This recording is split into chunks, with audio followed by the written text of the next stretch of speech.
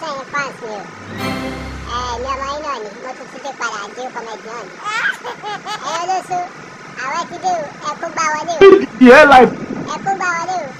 Ẹ má jà ọ́ láwẹ̀ o, àwẹ̀ ti dé o. Jesus. Tí wọ́n pátá yín tí wọ́n kọ́ mú ẹjọ́ ẹ má jẹ́ kí wọlé ìṣẹ̀lẹ̀ ní inú àwẹ̀ mọ́ o. Bẹ́ẹ̀ náà ìwọ ọmọ mùsùlùmí ìwọ ọmọ mùsùlùmá. Tọ́yọ pé tó bá ti ń lọ àsàlátù wàá mọ bọ pátá sísàlẹ̀ o ò ní wọ̀ kankan lẹ́yìn pátá àti kọ́mú o ò nílò kankan lẹ́yìn kókò fìjà bùbú.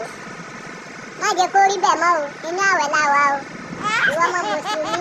múra dáadáa nínú àwẹ̀ tó bá dẹ̀yìn àwẹ̀ náà múra dáadáa nínú àwẹ̀ yóò bá jẹ́ o.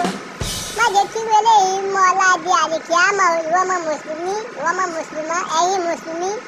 ẹ̀tọ́ ọmọ yìí o. Happy Ramadan Ramadan Kareem. Jọ́ má já wa láwẹ̀ tí wọ́n bá mọ̀ pé wọ́n láwẹ̀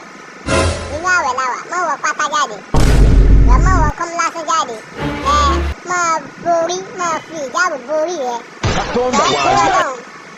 má bà á láwẹ̀ jẹ́ o má bà á láwẹ̀ jẹ́ o. Ìwọ náà tó yọ pé tọ́wá ò sọ pé ò lọ́sà tẹ́lẹ̀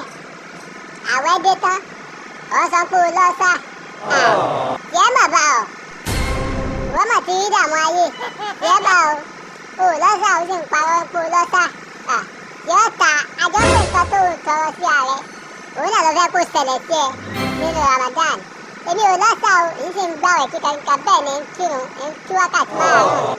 sọyí ọ èmi tèmi ń kírun kù ni ń sì gbàwẹ̀ fún.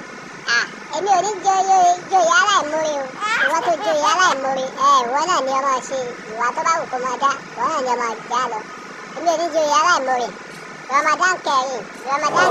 inú Ramadan làwẹ̀ ń múra dáadáa gbogbo lóṣù tẹ́ bá wù kẹ́ máa wọ̀ after kí a tó mú àwẹ̀ ó ti dínú àwẹ̀ báyìí ẹjọ́ ẹ lọ pátì yes ẹ lọ pátì yes ẹ lọ pátì má wọ kọ́m jáde mọ́ o má wọ kọ́m jáde mọ́ o má wọ pátá jáde mọ́ o ìsì dára ọmọ àjẹ́ lórí gbogbo wa very very fans mi thank you so much ẹ lọ sórí YouTube channel ẹ lọ subscribe Adio Comedy yes ẹ lọ sí Instagram ẹ lọ sórí page mi ẹ click follow ẹ click like thank you ẹ bá mi share page yẹn bá mi repost my video thank you so much ẹ lọ sórí TikTok mi ní Adio Comedy ẹ lọ press like ẹ lọ follow page mi bẹ́ẹ̀ ni orí Facebook Adio Comedy ẹ lọ follow page mi ẹ lọ like video mi thank you so much mo really appreciate ọwọ́ tẹ̀fí mú owó nínú àpò tẹ̀fí yàrá tà kò ní kọ̀sàlẹ̀ àpò yes wáyà paná mọ̀kánà àlìyà àgbéga lọ́lọ́wọ́ mo bá mi ṣe fún ìfáàsì mi ìdààmú ayókéré kò ní kàn yín bẹ́ẹ̀ ni olórí kò lówó mọ ọlọ́run ní ṣe fún ìfáàsì àtijọ́ àti mo yín kò ní nira ìfáàsì mi ẹ bá mi click video yìí ẹ bá mi share rẹ̀ bẹ́ẹ̀ ni ẹ bá mi like page yìí thank you so much fans kò ní bàjẹ́ fún yín gbogbo ojú tẹ̀ fún wò mí ojú yóò ní fọ́ ojú tẹ̀mí náà tẹ̀mí náà fi ń wò yín ojú mi ò ní fọ́ o thank you happy Ramadan Kareem ẹ lọ kó bá wọlé ẹ̀yin olóṣù ojú ti tì í Ramadan ti dé báyìí